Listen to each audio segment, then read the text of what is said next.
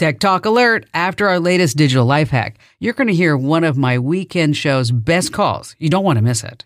Reddit is one of the top 10 most visited websites in the U.S. I find that interesting because I still meet people who don't know how to use it. I'm Kim Commando for Incogni. Stop robocalls, spam text, junk email, and remove yourself from the internet. Get 60% off today at privacykim.com. Now Reddit. Think of it as one big cluttered bulletin board where users, called Redditors, post links, ask questions, and have conversations about almost anything. What sets it apart are subreddits, smaller communities, each one focused on a specific topic. There's a subreddit for everything, whether it's fitness, movies, or funny cat memes. All you have to do is type your interest into the search bar, and you're going to find a subreddit. Once you're in, posts are ranked by votes. Like something, you upvote it. Don't like it, downvote it. The most popular content rises to the top, while the rest fades away. Now that Google's search is lame, Reddit's popularity is rising. There's still time. Enter to win a brand new iPhone 16 at winfromkim.com. Hey, have you heard about The Current? It's this amazing free tech newsletter that keeps you in the loop about everything: AI, making money, and insider tips to get ahead at work and life.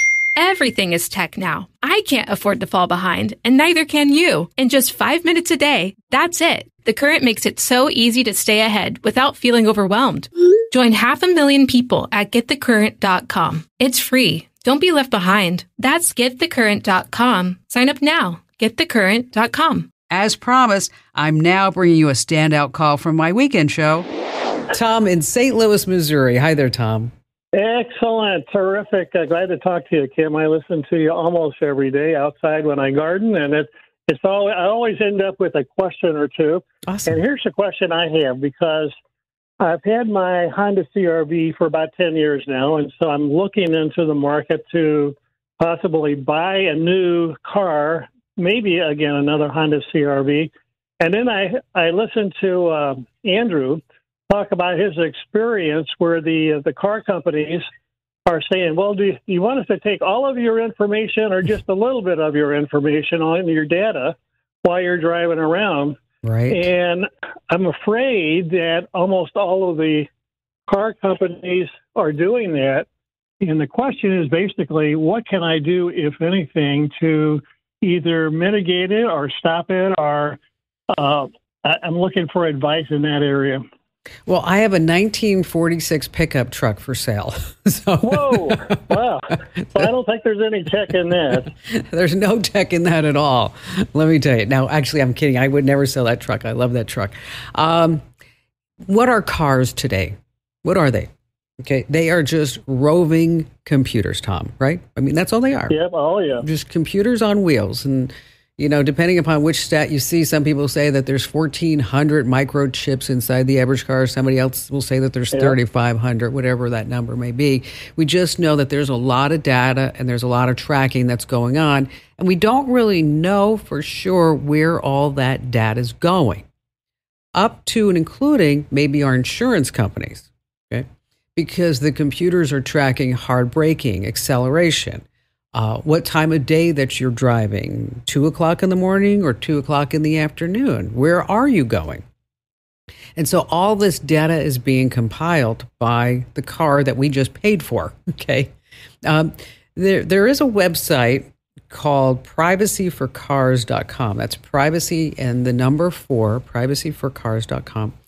And that's where there's a unique database that you can tap into, and it's called the Vehicle Privacy Report. So you go into privacyforcars.com or Vehicle Privacy Report, and then that's where you can enter in your make and model car in the year that you're looking at, and it will tell you what kind of data that car is collecting. And it won't tell you exactly where the data is going, but it's just saying that this is the data that will be tracked about you and that the manufacturer is getting.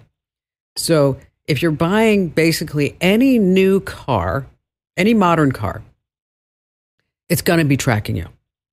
Okay. I mean, that's just a given. It's just a given. You can go back in time to say, the year 2000 but then you're looking at cars that are really, really old and, they don't have CarPlay. They don't have all the modern conveniences that we like right now, like a built-in GPS, like lane tracking, collision avoidance, automatic braking if you're going to be hitting something or someone.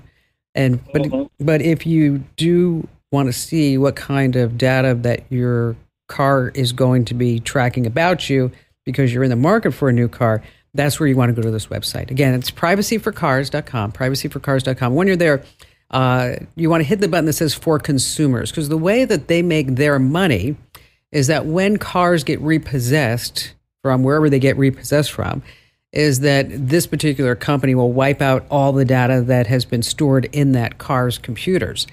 Now, on the flip side, for consumers, that they do provide a service, a free service, where, again, they tell you is. So when you go to the website, Privacy for Cars, bottom line, is that you'll see different pull-down options on menus. It'll say legal resources for business or for consumers. Just hit that button that says for consumers.